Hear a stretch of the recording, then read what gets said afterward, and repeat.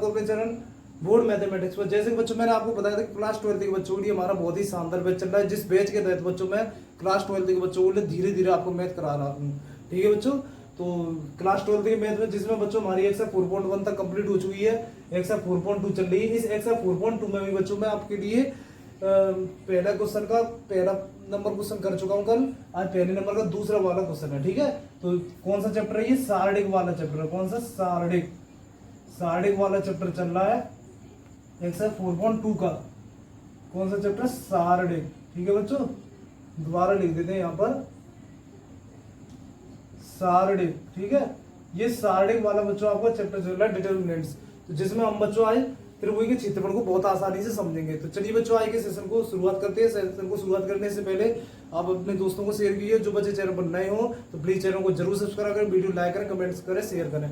So let's start.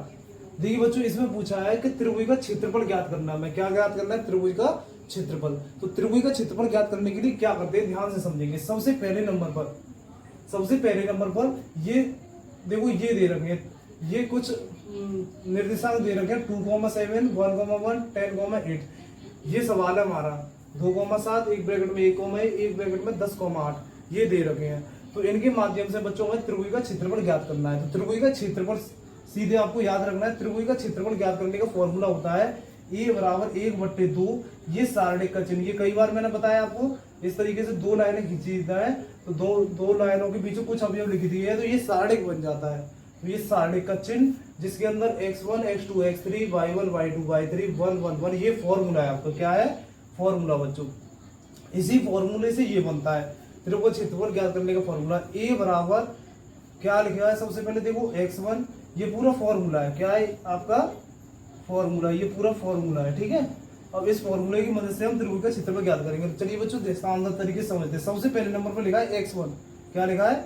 x1। तो x1 की जगह कितना है? x1 की जगह 2। फिर देखेंगे y2 की जगह कितना है? 1। y2 की जगह 1। y3 की जगह कितना है? 8 प्लस x2 की जगह कितना है? 1। y3 की जगह कितना है? 8 माइनस y1 की जगह कितना है? 7 प्लस x3 की जगह कितना है? 10।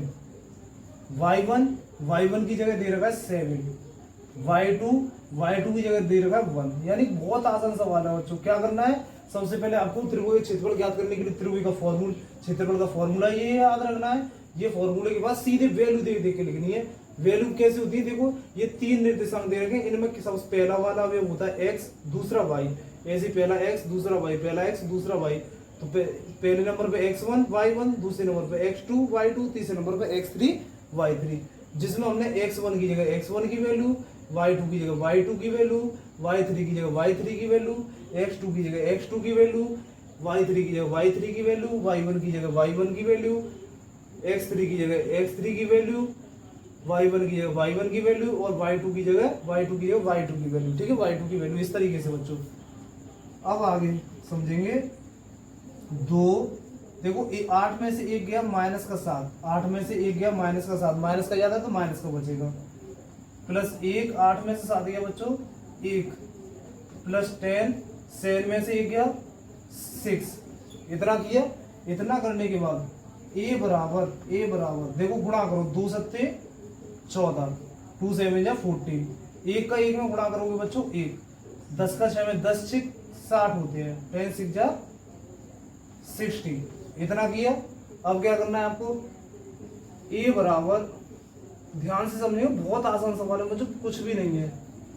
a बराबर देखिए माइनस के 14 60 और 1 कितने हो गए? प्लस के 61। a बराबर 61 में से 40 माइनस कीजिए तो यहाँ कितना बचता है आपका? देखिए, तो यहाँ पर बचेगा आपको बच्चों 7 और यहाँ बचेगा आपका 47। यानी 47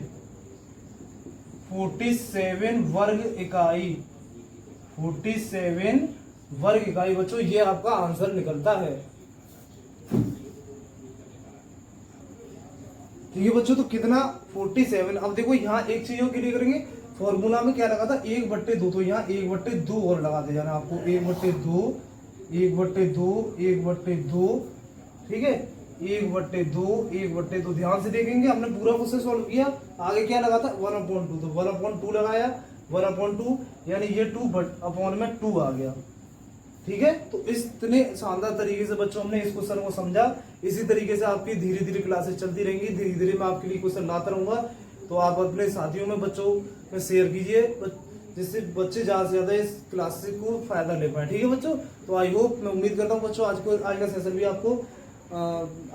आपको अच्छा लगा होगा। तो प्लीज बच्चों, चैनल पर जो नए हो तो प्लीज जरूर चैनल को जरूर सब्सक्राइब करें, वीडियो लाइक करें, कमेंट करें, शेयर करें। आपकी और भी कोई क्वेरी समस्या हो तो जिससे कमेंट बॉक्स में कमेंट करके जरूर बताइए, ठीक है। दोस्तों में शेयर कीजिए, जैसे बच्चे जो पैसे के अभाव में नहीं पढ़ पा रहे हैं तो वो भी इसका बेनिफिट फ्री ऑफ कॉस्ट बढ़िया कंटेंट आपको दिया जा रहा है बच्चों, जहां से आप पढ़कर बहुत ही जबरदस्त अचीवमेंट हासिल कर सकते हो, ठीक है। और भी कोई क्वेरी हो तो बताइए बच्चों। तब तक के लिए आप चीजों करिए ढंग से, अच्छे से कॉपी पेन नोटबुक में पहले क्लास लीजिए, फिर कॉपी पेन नोटबुक में नोट कीजिए, अच्छे से पढ़िए।